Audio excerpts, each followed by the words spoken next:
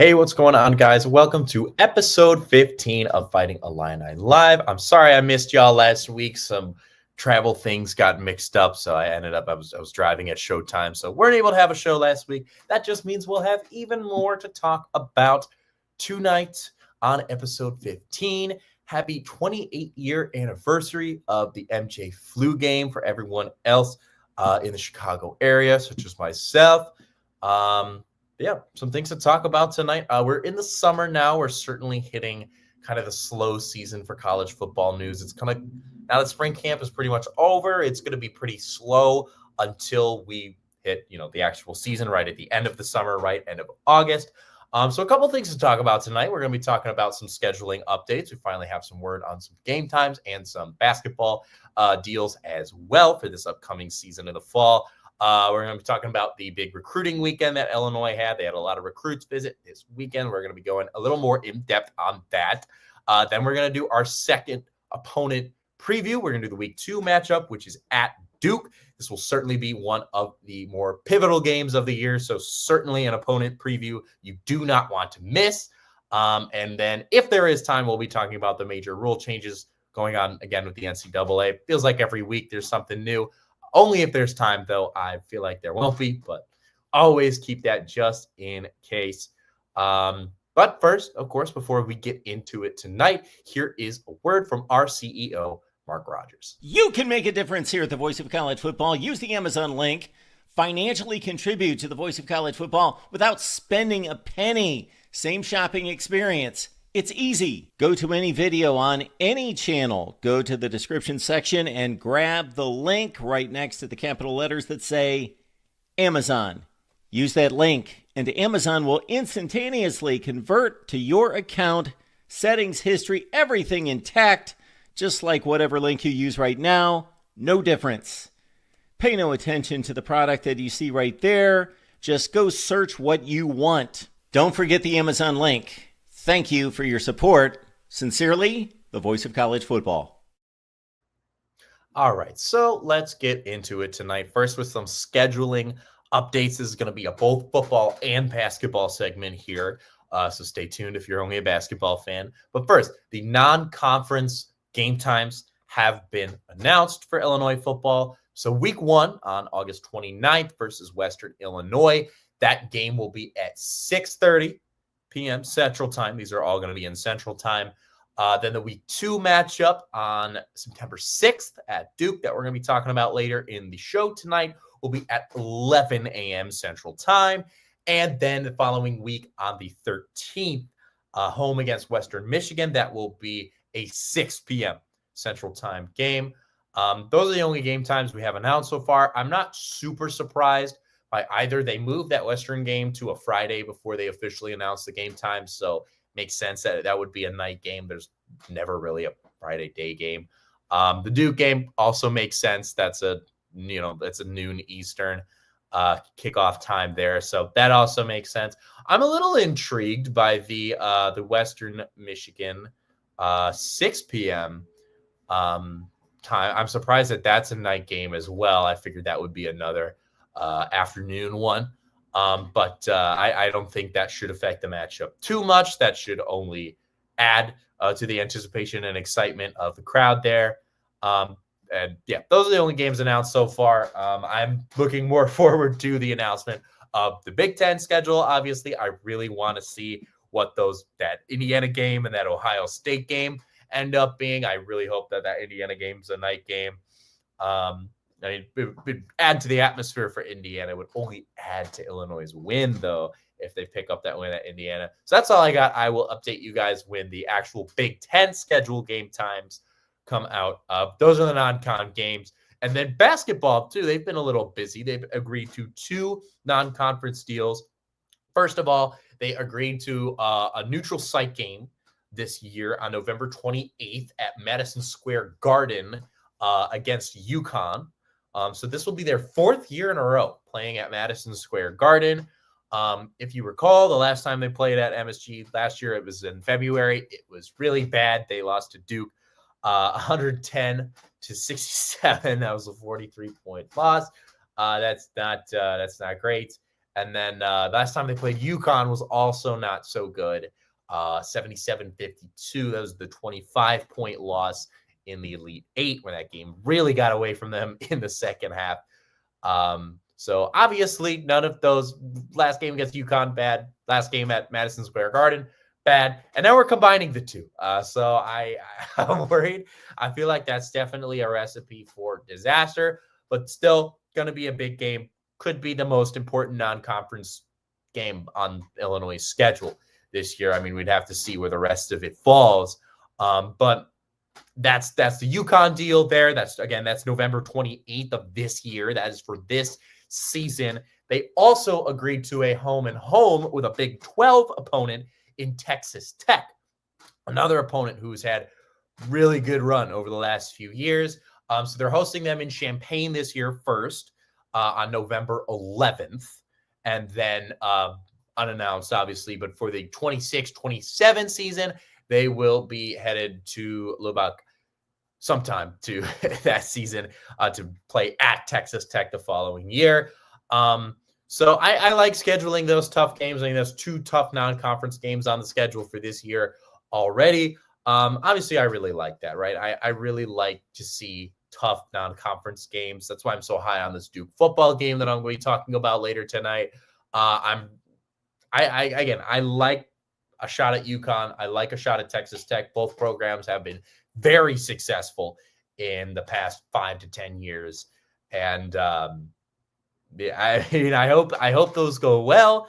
Obviously, I don't really know. This is going to be a very, very new Illinois team with all the transfers and stuff that they got going on. Check out my segment about basketball in the Balkans if you want to learn more about that, since it's been a minute since we talked about basketball. But yeah, overall, I like scheduling those hard non-conference games. There's really not too much else that can be said about it. That UConn game especially worries me, just because of, again, the recent history I mentioned. But props for trying, right? I at least respect the effort. So that is it for scheduling updates. Now we're going to shift our focus fully to the gridiron and talk about a big recruiting weekend that Illinois had. So if you were not aware, 16 recruits visited Champaign over the weekend, 7 of which had not yet committed to Illinois. The main one who has still not committed, 4-star cornerback Nick Hankins. And these are all for class of 26, by the way, I should mention. He's a number 352 player in the country. He's a 4-star. He is not yet committed, but that was the biggest name, especially of the 7 who have not made a commitment yet to Illinois, that you want to watch out for. They did already get 2 of those 7, though, to commit.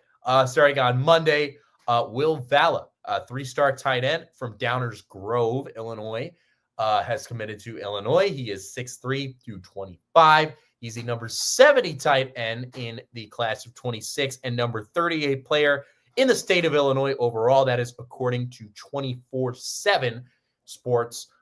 He also had 24 offers. So certainly teams that full-on scholarship offers, 24 of them. So certainly teams saw a little more value in him than that 3-star rating. Not that 3-star rating is bad at all. 3-star rating is very good.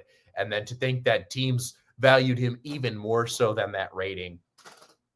I mean, it certainly means something to have your school be picked over 24 or 23 others. Illinois is one of the 24 offers. So I guess it's only 23. Beat out 23 schools. That's really impressive. So I shouldn't say only. That also, it's kind of signifying a shift towards a more tight end heavy offense, because he's not the only tight end they're after. They're after 2 more in this class that I'll provide some updates on if I hear anything. And, they've already got a decent tight end room with guys returning. So they're definitely shifting more towards tight ends. It's a little uncharacteristic. You certainly don't think of Illinois when you think of tight ends. Or vice versa. But I would love to see that change. So really excited about the commitment of Will Valla. And then they got another commitment earlier this week as well in Nelson Wheeler. He is another 3-star recruit, a running back from Omaha, Nebraska. He's 5'9", 200 pounds. He's the number 86 running back in the class of 26 and number 13 player overall in the state of Nebraska. Very impressive. He is the second running back commit in this class. The other one is Javari Barnett from Florida. However, he is committed to Illinois. He's like soft committed. He is still visiting Alabama. So I'd be a little wary of that. That honestly makes me kind of skeptical that he's going to stick with Illinois. But if not, we landed Nelson Wheeler as well. So that's now 18 commits total in the class of 26 for Illinois. That is ranked 15th nationally, by the way, by ESPN. And that's really exciting to have that many commits already and really in pursuit of a lot more. Class of 26. Bielema and the whole coaching staff have really been working hard on bringing in some good talent. We've been talking all year, right, how there are so many returning players on this roster. Not only does that help recruitment, because obviously, yes, these guys are one and done transferring, spending a year one place, transferring somewhere else. They're transferring like crazy. However, I don't think that's what most players would have in mind when they commit to a school. I don't think any player out of high school is committing to a school going, oh yeah, I'll hang out for 1 year and then I'll transfer to wherever I really want to go. There might be a few guys like that just for money purposes, but almost everyone is going to want to spend their college career at the college they choose, at least when they first choose it. Things change over time. I get that, but at least for committing now, like right out of high school, you're going to want to stay there. You're not going to commit thinking, oh, I'll stay here for a year and leave. So that looks really good, having all these players return, right? Because that's really enticing to recruits to see that, to see players be part of the program, saying, oh, they enjoy this. I want to be a part of that too. Obviously, there's something to this with all these players returning. So that's definitely the benefit of having all these returning players in recruiting. And I think that's why they have been so successful in the class of 26, especially as of late. They've been picking up steam, picking up some recruits more recently. The one catch, though, I will say, of having all those returning players, that is then nullified by this recruiting class coming in, having a big 18-player class so far. Probably will reach the 20 mark pretty soon with all those other visits they had this weekend. Is that a lot of these guys are seniors, fifth-year seniors, grad students, right? A lot of guys are going to be leaving after this year because they all came back this year. So we really get to reap the benefits in 25, 26. The plan is not so clear. So having all these recruits come in really makes you feel comfortable. This team is not going to miss a beat, even after it loses all those key players at the end of 2025. So really happy about that overall. Again, those recruits, Will Valla and Nelson Wheeler, both 3-stars, skill position players. Always love to see that. And I'll update you with more news. Obviously, there's 5 other guys who visited this weekend, like Nick Hankins, who did not commit yet, which is okay. It's only been a few days. It was very impressive that they already landed a dude on Monday, like immediately. He left campus and said, I'm going back. So really, really exciting to see that. And seeing Illinois recruiting take off now that the program has taken off as well, and see Illinois as a school that high school players want to go to, spend their time at, and seeing it be a school that already existing players want to stay at. So that's it for the recruiting news this weekend. Recruiting is always, it's always open-ended, right? They're always going to have more updates about it. So just stay tuned for that. For now, though, we are going to shift our focus to the Duke Blue Devils for this week's position group opponent preview. It's only week 2 of these, so I'm a little rusty of it still. Illinois faces Duke in week 2. That will be their big non-conference test of their 3 non-con games to kick off the year. This will be on the first Saturday of September 6th. It'll be at 11 a.m. again, as I mentioned earlier. Illinois and Duke have only met twice ever in football. I found that incredibly interesting, and they were both quite long ago. The last time they met was October 23rd, 1965. And Illinois won that game at home 28-14. That is the only time Duke has ever been in Champaign. The only other time Illinois has visited Duke, which they will be doing on September 6th, was on October 4th, 1958. And they lost that game 15-13. So they're 0-1 all time at Duke, but it's been when they meet, it'll be just shy of 60 years since Illinois and Duke have played each other in football, and 67 years since Illinois last traveled to Durham. So I found that rather surprising. I don't know about you guys that these two programs haven't met in so long, just because they've been part of power conferences since those days, right? When they met in the 50s and 60s. So I find it shocking that they've only met twice. They've barely met at all. So there's not really that much team history that we could really look at to try and determine how this one's going to work out, right? I mean, you can't use a game from 1965, 1958 to really judge anything. It's really, all it is really is just kind of a fun fact that these teams have not played in almost 60 years. It'll be a month shy of 60 years when they meet. So I certainly found that interesting.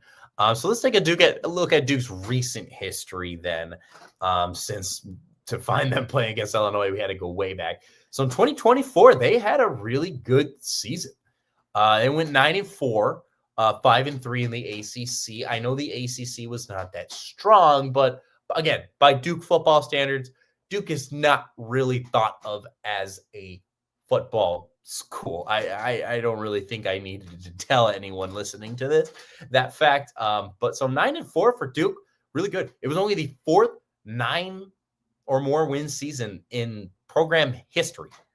And the other one, or another one rather, not the other one, but another one was in 2022. So this program has only very recently seen this kind of success. They did play Northwestern. They've played Northwestern each of the last 4 seasons. I don't know why that is. I find that very interesting. It was like a double home and home. So they beat them in overtime in Evanston. That was their one Big Ten opponent and the only common opponent that they had with Illinois. So Northwestern certainly gave them a much tougher time than they did Illinois. Other notable games from last year, though, for Duke, they lost by 1 point in overtime to SMU. That was their only loss at home. They were 5-1 at home. And again, 1 point to a playoff team at SMU. I know dudes in the comments are going to be like, SMU's not a playoff team. They were. I mean, just because they shouldn't have been in the playoff doesn't mean that they weren't a playoff team. So that is a playoff team that Duke just narrowly couldn't take down. It was an overtime game. They did play Miami as well. Their only other ranked opponents. The only other ranked opponent in the ACC was Miami. They did have one more. I'll get to in a second. They got smoked. They played Ole Miss too. That was their SEC opponent in the Gator Bowl. They got absolutely blasted. They lost the Gator Bowl 52-20 to the Rebels there. So they were 0-3 against ranked opponents last year. 2 of them blowouts. So that's not a great look for them, especially playing I see them struggling against Northwestern, right? Yes, they won, but double overtime. Northwestern, you were struggling in that game if you had to go to double overtime against 2024 Northwestern, let's be honest. And then getting smoked by Ole Miss, too. I mean, Illinois also drew an SEC opponent that was ranked higher than Ole Miss was by the end of the season, right? South Carolina just missed those playoffs, and Illinois was able to take them down. And Duke clearly was no match for Ole Miss. So I look at that. Also, just considering the fact that Duke was in the ACC, that this that 9-win season for them doesn't really compare to the similar season that Illinois had. Illinois had a much more difficult schedule, and against the only similar opponent they had, they crushed a team that gave Duke trouble. So looking at those matchups, that does make me feel good overall about Duke. Or I guess facing Duke, I guess I should say. But I mean, they didn't do bad for losing Riley Leonard last year. Didn't do poorly, I should say. 23, when they did have Riley, they were 8-5. Actually, went 4-4, so they actually improved by a game. But they were 6-1 at home. The only thing that does worry me, besides these similar matchups, is their play at home. 2024, 5-1 at home. 2023, 6-1 at home. 2022, another 9-4 season, 5-1 at home. The last time they had a losing record at home then would be 2021, and they were very bad that year just overall. They were 3-9 and 0-8 in the ACC, but yet those 3 wins all came as non-conference wins at home. They were 3-4 at home still, which is very respectable home slate given that you only won 3 games. 2020, that was the furthest I went back. That was a disaster for them. They were 2-9 and 1-9 in the conference. And then they were 1-4 at home. But recently they've been on the rise, and their home schedule, they've only lost 1 game at home each of the last 3 years. So hopefully that is the Illinois game this year. They're very similar to Illinois in the sense that I saw a lot of parallels looking at them just by the fact that they're on the rise and they're typically thought of as a basketball school. Right? I mean, that's really probably where the similarities would end. In terms of roster, their roster truly isn't that similar. But that's just my take on it. I kind of see these 2 programs in similar places, but Illinois, being a Big Ten school, I think has a lot more going for them than Duke does. Even still, that's just my take on it. Duke's roster, though, so head coach Manny Diaz, this is only he'd entering his 2nd season as the Duke head coach. He did a very good job in his first year, obviously. He's 30-18 career as a head coach. He's jumped around a few places, had a lot of big roles at a lot of big schools. He was a Miami head coach from 2019 to 2021. He was also a Penn State defensive coordinator in 22 and 23. And he's had some other defensive coordinator jobs as well. He was at Texas in 2011 and 2013. He was at Mississippi State in 2010, and then he came back again in 2015, and then back at Miami before he got the head coaching job.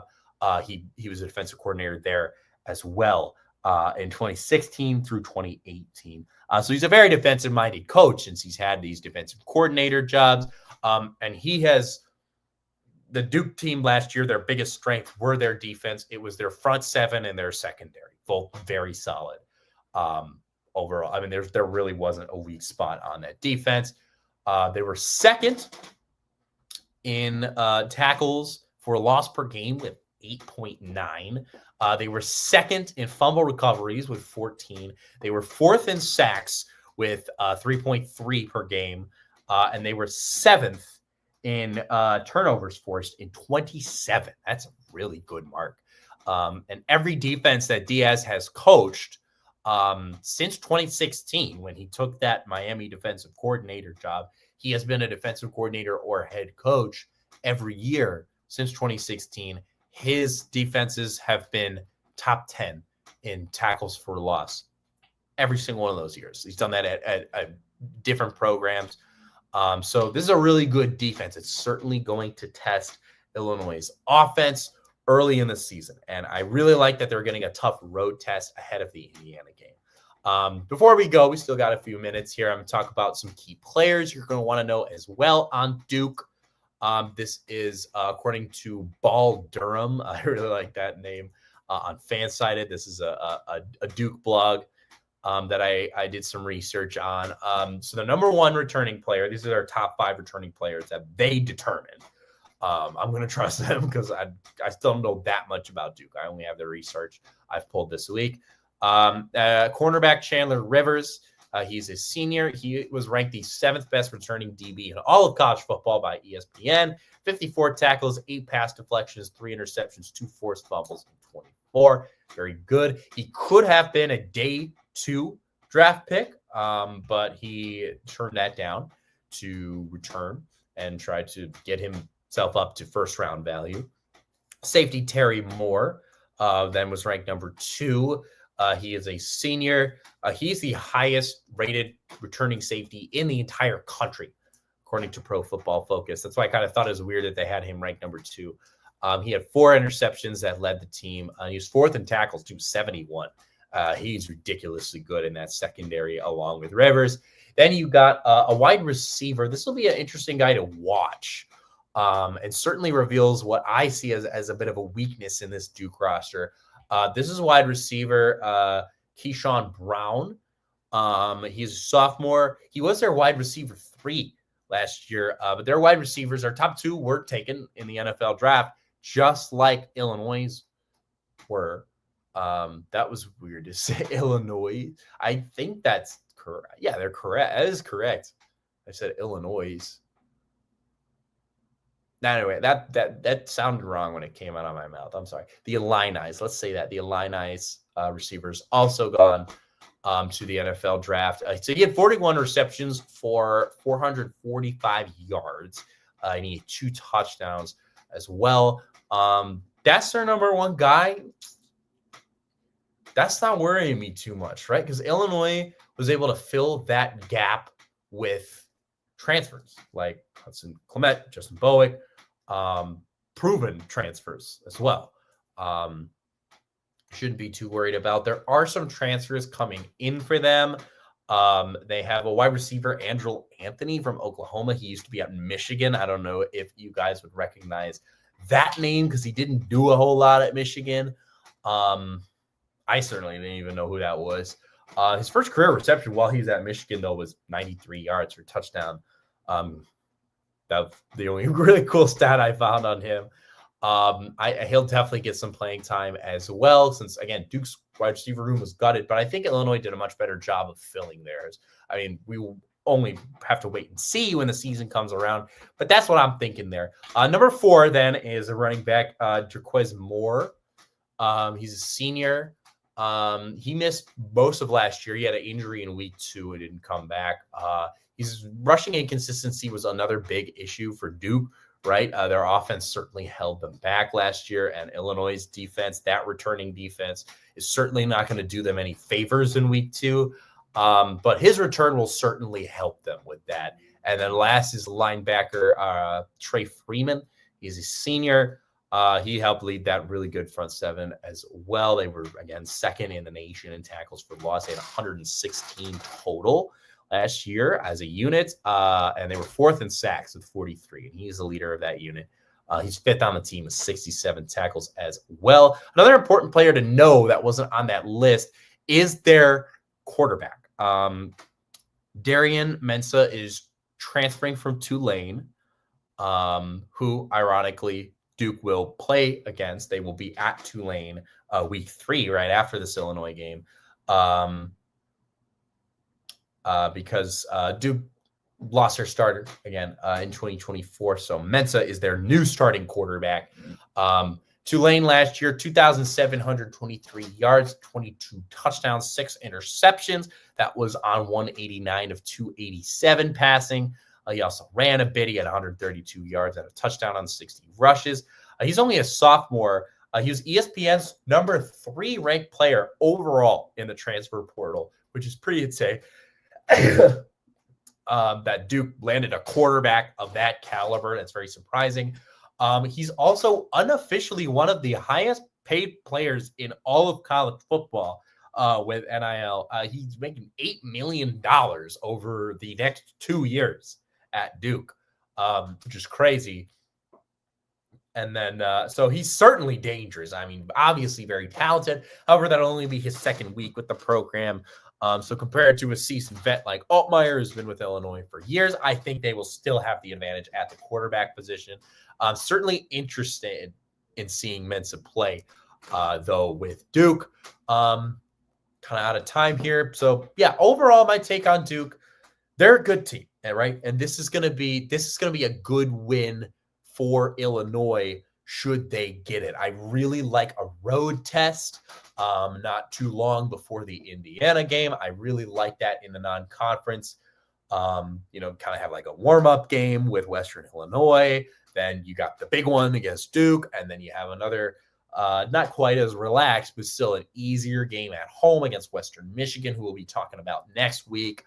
And then you get the Indiana game. So I really like this test. I think this game and winning this game, which I certainly think they can, based off all the reasons I mentioned earlier, just some, weak spots in Duke's offense and running back and wide receiver.